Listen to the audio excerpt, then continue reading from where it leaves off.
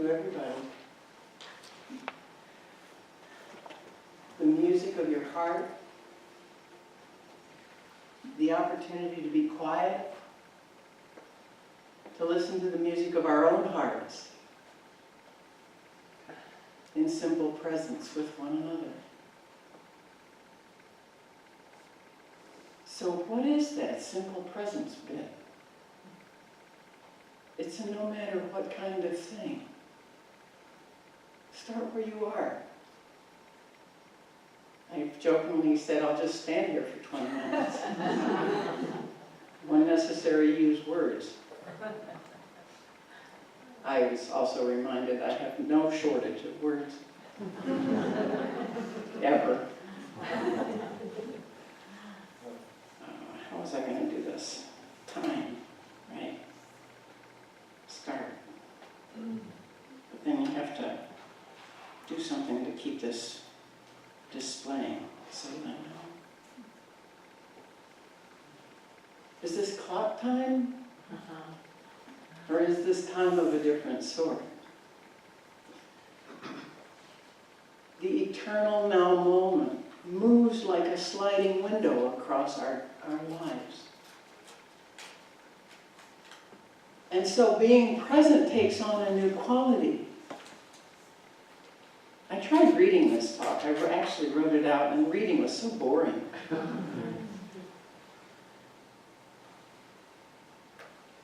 So being present with, being present as. If I get busy thinking of myself as being somebody, I put a veneer between me and you. Emily Dickinson, are you nobody? How nice. So the trick is to stay present with experiences, thoughts, emotions, sensations, and circumstances that we've decided that we don't like. Gee, I thought if I was going to be spiritual that everything would be peachy keen. Well, even the Buddha gave up on that. And made friends with the suffering. Correction, made friends with the pain. To discovering that suffering is what we experience when we resist pain. When we resist discomfort. And sometimes that resistance comes in the form of another person who disagrees with us. Having spent a lifetime finding those set of beliefs that give me joy, then I make the mistake of thinking other people have that too.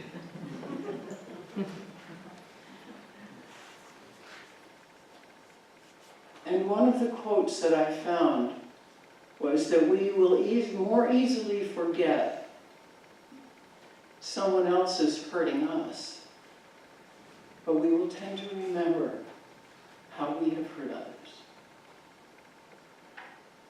And getting caught up in my self-centered, arrogant, righteous idea of the whole thing that I spent this time creating suddenly became the source of my insensitivity to other people. A cavalier attitude. And then a few months ago, I hit a wall of unaddressed misalignments in my life.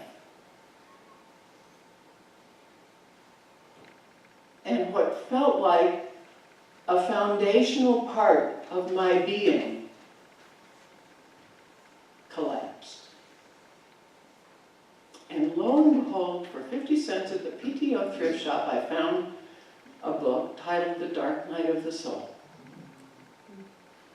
Written in the 16th century by a Carmelite monk who criticized clergy. And And they locked him up for it, and they tortured him. They brought him out at dinner time and tortured him in front of everybody. And they deprived him of everything. And in that deprivation, he discovered a light that pervades the pain.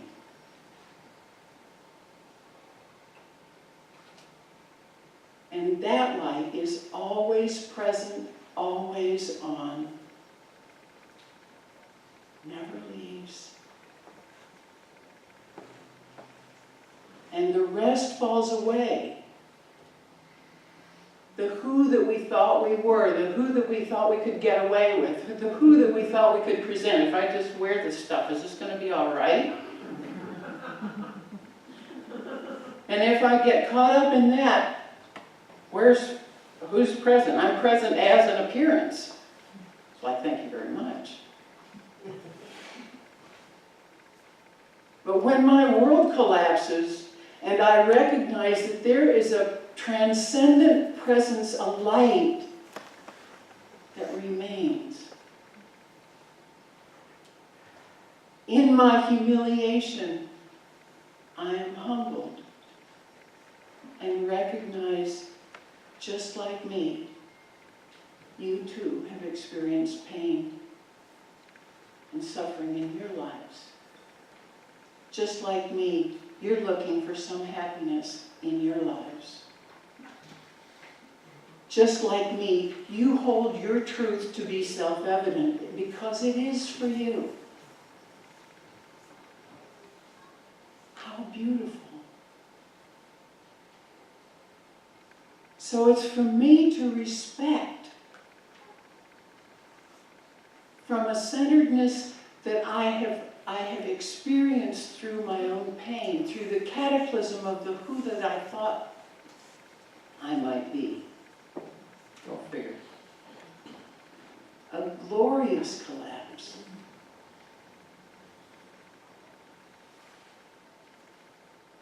And in that space, I can be present with you and hear your truth.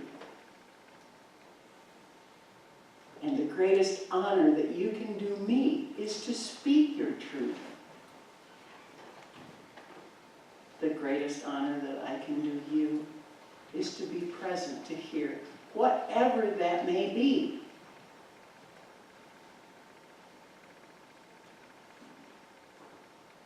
And in that spaciousness, what is the quality of the kind of presence, the simple presence that I'm talking about? It's spacious, it's natural, it flows like the wind. It's unconditional. It's authentic. Where you can say what is true for you, and I can say what is true for me, and trust that as long as we are loving with one another, we will speak our truth kindly.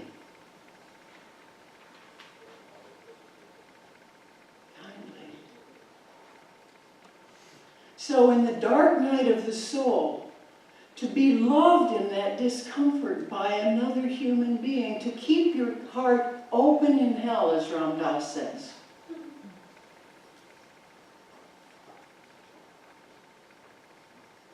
Distance yourself by being kind. Beloved one. I recognize your journey as your journey, and I respect it, and I hold reverence for it.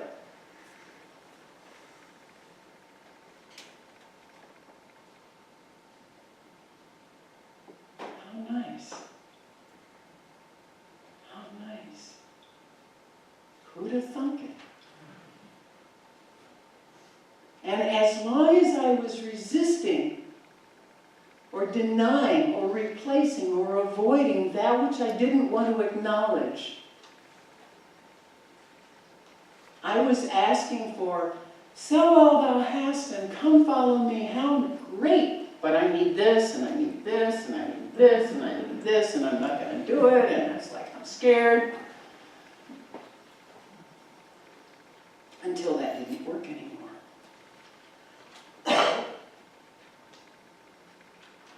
So watch what what you pray for.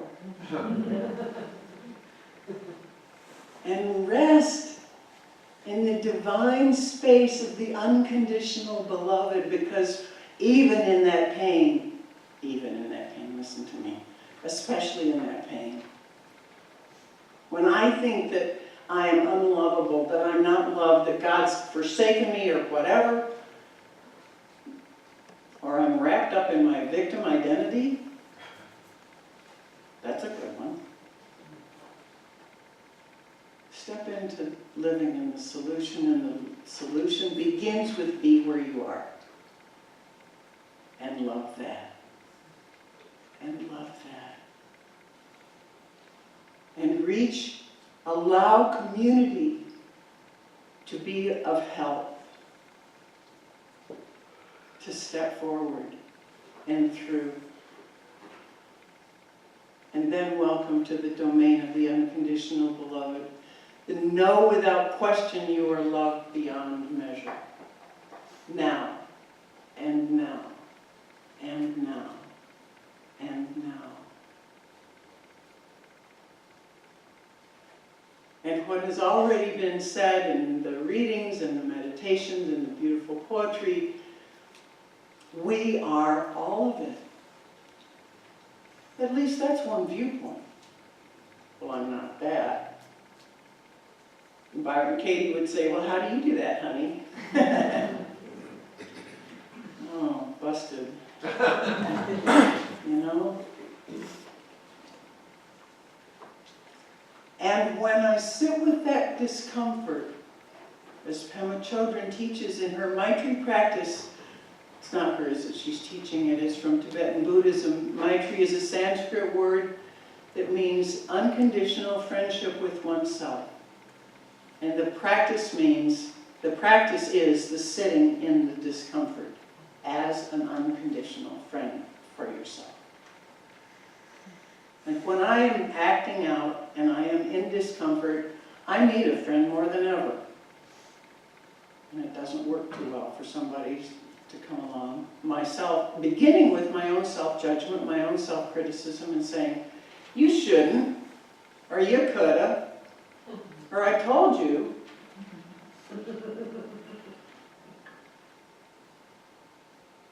So, I actually had that happen recently.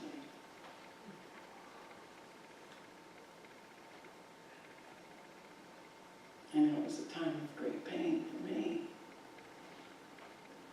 To recognize, to have someone that I looked up to in a community here locally greet me with that.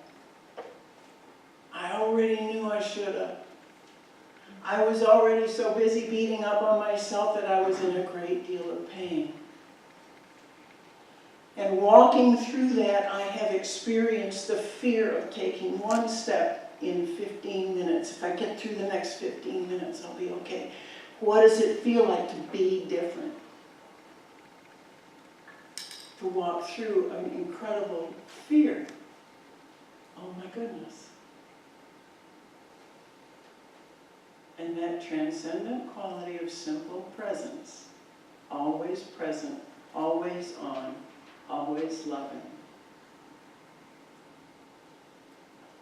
Just, oh my beloved. Know without question, you are loved beyond measure. No matter what. No matter what. Not even at 15 minutes. And I'm quitting. Because I want to hear your truth. It's time for open mic.